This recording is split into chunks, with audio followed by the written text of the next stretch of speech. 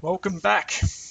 In the last video, we had a brief look at the health-related fitness components and also the skill-related fitness components. Today, we're going to go and have a look at the health-related fitness components. We're going to look at each one in some more detail. So we're going to start with the aerobic capacity. Now, as you remember with the key knowledge, you are required to define each of those. So a definition we can use for the aerobic capacity is the ability of the body to produce energy aerobically, that is, with oxygen, to keep performing tasks for extended periods of time.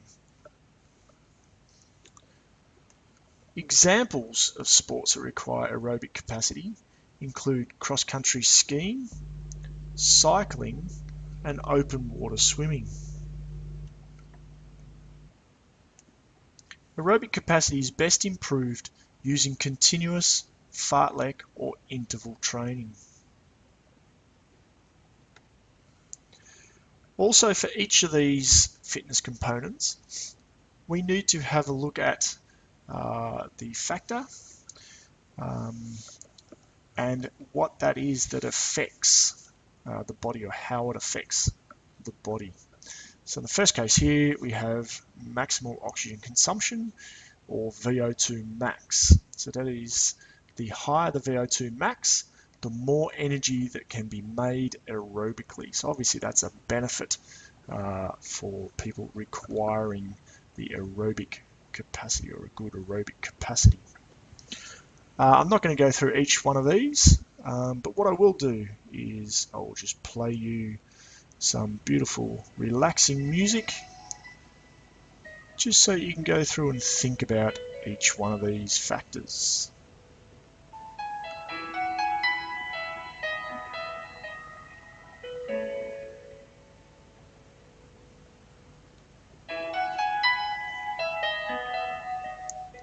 Okay, while that is beautiful music, we will perhaps hold that there just because we don't want to take up too much of your time. So let's move on to anaerobic capacity. So to define that as the ability of the body to produce energy anaerobically, that's without oxygen, using the ATP-PC and or the anaerobic glycolysis systems.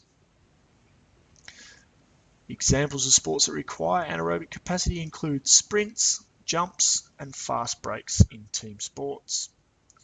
The anaerobic capacity can be improved using short and intermediate training, plyometric training, weight or resistance training, or circuit training. Once again, we come up with a table here, specifically for the anaerobic capacity, having a look at the various factors and how they affect the body. Once again, we'll give you a little bit of music time.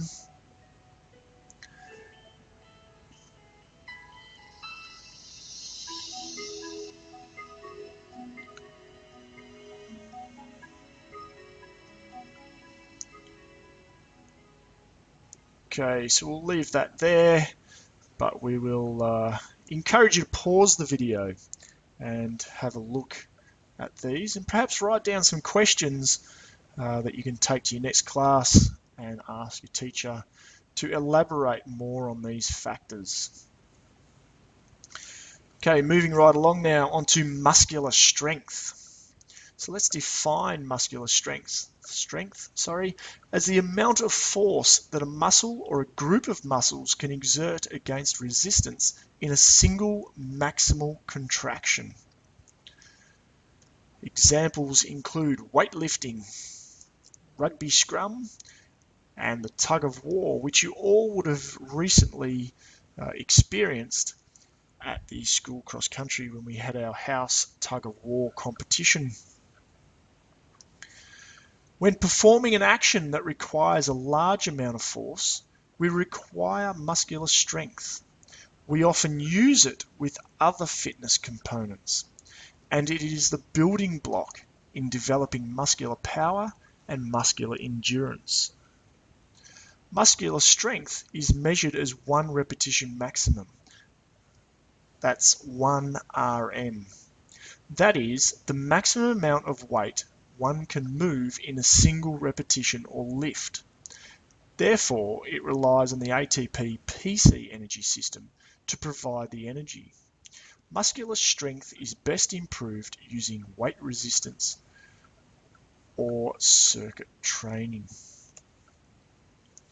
Once again, with this table, I'll allow you to pause the video, in order to have a good look at these.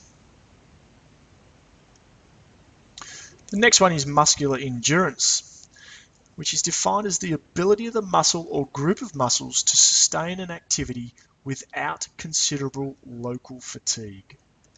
Examples include marathon paddling, 400-meter freestyle swimming, and cycling. During physical exercise, muscle contractions create pressure upon the surrounding blood vessels, reducing the flow of blood. This, in turn, limits the amount of oxygen provided for the working muscles, leading to fatigue. Muscular endurance is also known as local muscular endurance, or LME, and it's the ability of the muscles to continue working through this fatigue. Muscular endurance relies on the aerobic glycolysis system and the anaerobic glycolysis system to produce the required energy. Muscular endurance can be improved via any method that requires repeated muscular contractions. For example, continuous training, Swiss ball training, core strength training, weight resistance, or circuit training.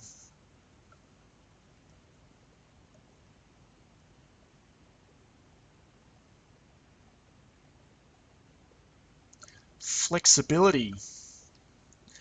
Flexibility is the range of movement possible at a joint or various joints. Examples include gymnastics, dancing, and diving. There are 2 types of flexibility: static, when the body is stationary, and dynamic, when the body is moving. Flexibility is important for injury prevention, freedom of movement, and aesthetic appearance, hence why Sully looks so good. Flexibility can be improved via stretching training.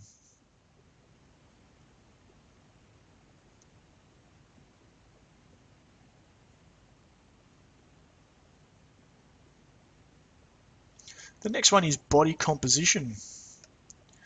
The relative percentage of body fat compared to lean body mass. So body mass being muscle, bone, water, and so on. Examples include weight class, like boxers that have to come in under a certain weight, or making a particular weight, like a jockey who needs to make a weight, and aesthetics, where it's more about the appearance. Body composition is best improved by using weight resistance training in conjunction with aerobic training. So that is continuous, fartlek, interval, or circuit training.